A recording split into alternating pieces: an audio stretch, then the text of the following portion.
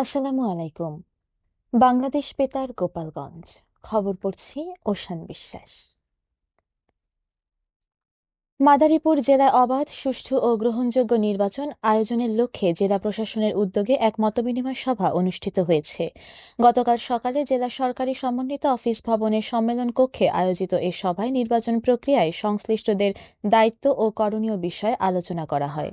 সভায় প্রধান অতিথি হিসেবে উপস্থিত ছিলেন ঢাকা বিভাগীয় কমিশনার কার্যালয়ের স্থানীয় সরকার বিভাগের পরিচালক মোহাম্মদ আব্দুর রহিম। জেলা প্রশাসক জাহাঙ্গীর আলমের সভাপতিত্বে জেলা স্থানীয় সরকার বিভাগের উপপরিচালক মোসাম্মদ জেসমিন আক্তার বানু, জেলা পরিষদের ভারপ্রাপ্ত প্রধান নির্বাহী কর্মকর্তা মোহাম্মদ আক্তার হোসেন শাহিন, সদর উপজেলা নির্বাহী কর্মকর্তা ওয়াদিয়া শাবাব এবং জেলা নির্বাচন অফিসার ফরিদ আহমেদ সহ বিভিন্ন দপ্তরের কর্মকর্তাগণ উপস্থিত ছিলেন।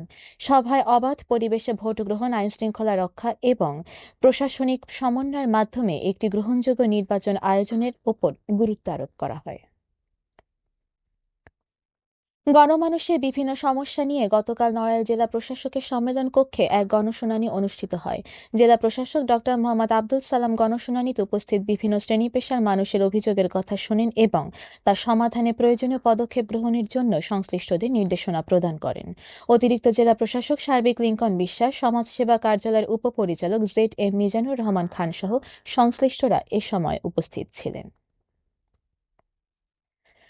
আসন্ন ত্রয়োদশ জাতীয় সংসদ নির্বাচন ও গণভোট উপলক্ষে ভোটারদের মধ্যে জনসচেতনতা সৃষ্টিতে গতকাল গোপালগঞ্জের কাশিয়ানীতে ভোটের গাড়ির প্রচার কার্যক্রম পরিচালিত হয়েছে। এর আগে মঙ্গলবার গোপালগঞ্জ সদর ও কোটালীপাড়া উপজেলায় ভোটারদের সচেতনতা বাড়াতে সুপার কাপ কারাভ্যান ভোটের গাড়ি প্রচার কার্যক্রম চালায়।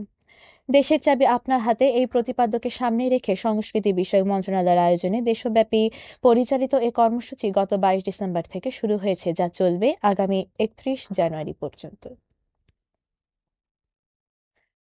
ফরিদপুরে 54তম জাতীয় শীতকালীন ক্রীড়া প্রতিযোগিতার উদ্বোধন করা হয়েছে। গতকাল শহরের কমলাপুর ময়েজ উদ্দিন উচ্চ বিদ্যালয় মাঠে বেলুন ও জাতীয় পতাকা উত্তোলনের মাধ্যমে প্রতিযোগিতার উদ্বোধন করেন জেলা প্রশাসক মোহাম্মদ কামরুল হাসান মোল্লা।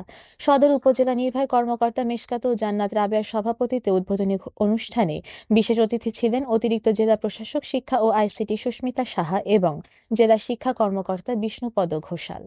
অনুষ্ঠানে সদর উপজেলা মাধ্যমিক শিক্ষা কর্মকর্তা মোহাম্মদ ইকবাল হাসান স্বাগত বক্তব্য দেন।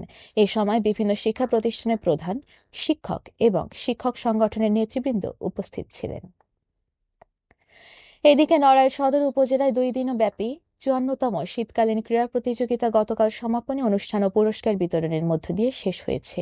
সরকারি উচ্চ বিদ্যালয় মাঠে আয়োজিত অনুষ্ঠানে প্রধান অতিথি ছিলেন সদর উপজেলা নির্বাহী কর্মকর্তা TM রাহসিন কবির।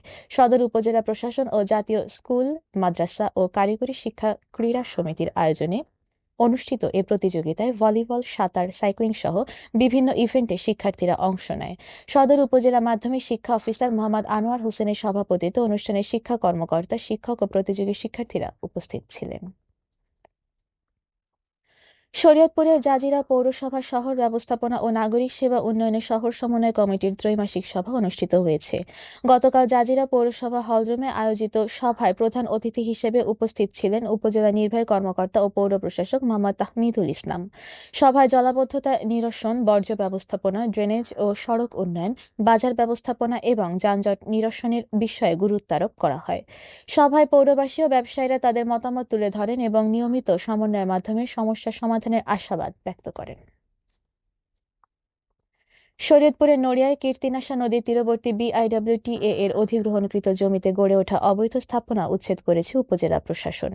গতকাল দুপুর থেকে বিকেল পর্যন্ত চলা এ অভিযানে প্রায় 3 একর জমির ওপর নির্মিত 20টি পাকা ও আধা পাকা স্থাপনা ভেঙে ফেলা হয়। BIWTA অফিস জানায়, 1966 সালে কীর্তিনাশা নদী পুনঃখননের জন্য অধিগ্রহণ করা জমি দীর্ঘদিন ধরে দখল হয়েছিল। প্রথম ধাপে আংশিক জমি উদ্ধার করা হয়েছে, পর্যায়ক্রমে বাকি জমিও উদ্ধার করা হবে। উপজেলা নির্বাহী কর্মকর্তা আব্দুল কাইয়ুম খান এ অভিযান পরিচালনা করেন। উত্তরের হিমেল হাওয়া আর ভারী কুয়াশার কারণে গোপালগঞ্জের শীতের তীব্রতা বেড়েছে। আজ সকালে গোপালগঞ্জের সর্বনিম্ন তাপমাত্রা 9.4 ডিগ্রি সেলসিয়াস এবং বাতাসের আর্দ্রতা 96% রেকর্ড করা হয়েছে।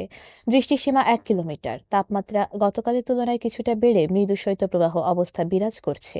কনকনে শীতের পাশাপাশি 7 থেকে 8 কিলোমিটার বেগে উত্তরের হিমেল হাওয়া প্রবাহিত হওয়ায় বিপর্যস্ত গোপালগঞ্জের জনজীবন।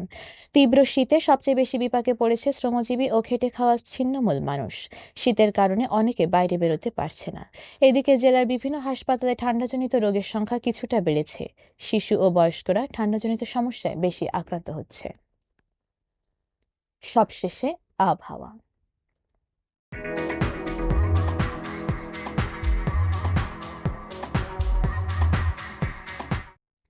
আজ বেলা 1টা পর্যন্ত আবহাওয়ার পূর্বাভাসে বলা হয়েছে, ভোর 5টা হতে পরবর্তী 4 থেকে 6 ঘন্টা দেশের নদী অববাহিকায় দৃষ্টিসীমা 200 মিটার বা কোথাও কোথাও এর চেয়ে কম হতে পারে।